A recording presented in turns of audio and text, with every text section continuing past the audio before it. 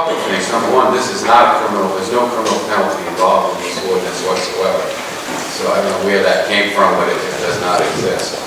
I just like everyone else, believe in the Constitution. I think it's the most important document that we live by in this country. But there are also safety issues that can impact the decisions that we make. I think the greatest single impact, or the greatest threat to the First Amendment right of free speech, is really the violent suppression of First Amendment rights that we saw at University of California, Berkeley, and in New York. That, to me, was far worse than anything we could ever dream of here. That was the violent suppression because someone didn't agree with you. What we have here, this does not prevent you or anyone from standing in the middle of a street and holding a sign or speaking. It has nothing to do with that free speech right. You can do that on any road in our city. The amended ordinance only covers 75 miles of the 350 miles that we have, about 21% of the roads. And to address what one of the speakers said, that there were multiple duplications. There weren't really duplications. There are different intersections on the same roads. The London Avenue is quite a few miles long, so are all the other streets. So there are more than one set of accident numbers in each of those. If you take a look at the Insurance Institute for Highway Safety and all of their studies over the last 17, 18 years, their statistics show that at 20 miles an hour, 5% of pedestrians get struck or be killed. But when you go to 30 miles per hour, that number jumps to 40%. So almost half the people who are pedestrians that get hit by a car will die. There's no statistics as to whether how many broken bones or other serious injuries occur. But like we saw in Coventry just a few days ago, if a snowplow was involved, it's probably going to kill you. This requires you to be on the right side of the road in many of our areas, but it does not mean that you can't be in the median. You can certainly be in the median. The thing that gets dangerous is when you step into a roadway and there are moving cars. And if they're going 25 miles per hour or greater, as this ordinance says, there's a very good likelihood that you will die if you get struck. And then we are going to get sued for the injuries because someone took assumed that risk.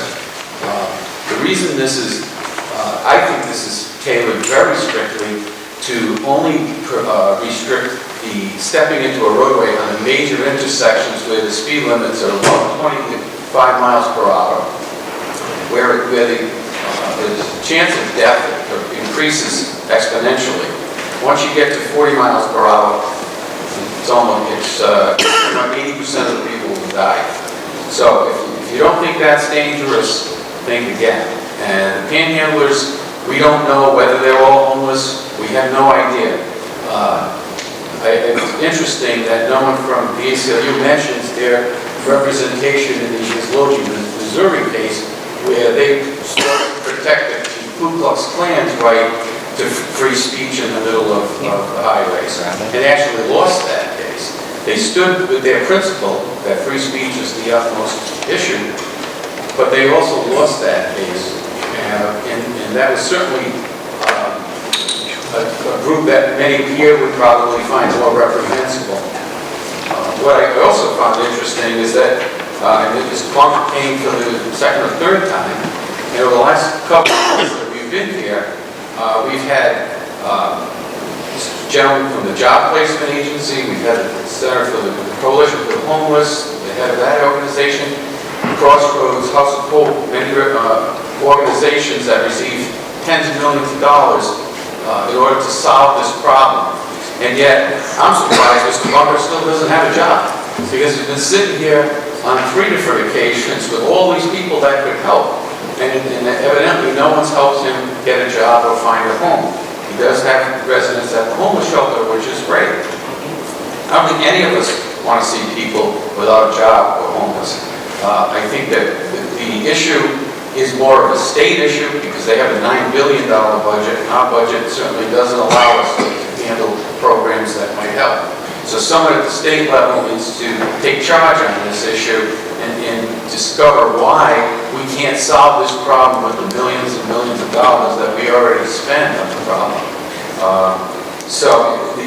There are so many issues with regard to this. As I said in the last meeting, the Del's Lemonade truck, the ice cream truck, they all have their service window on the right side of the vehicle, and that's so that they can serve people on a sidewalk where it's safe, not in the middle of the road.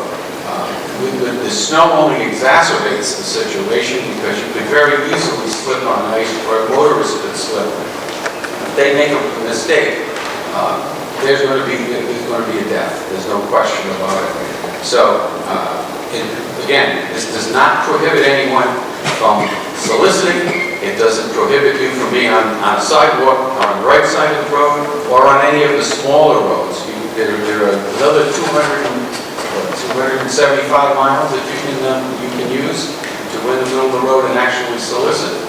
But stepping into a very busy roadway with those kind of numbers, I think is very dangerous. So I think that this is narrowly treated. It's much different than the Cutter case, and I do respect Mr. Quinlan's opinions, but I'm going to respectfully disagree with him on this. And I hope that some of these people can get some help from the other people that are here on their behalf.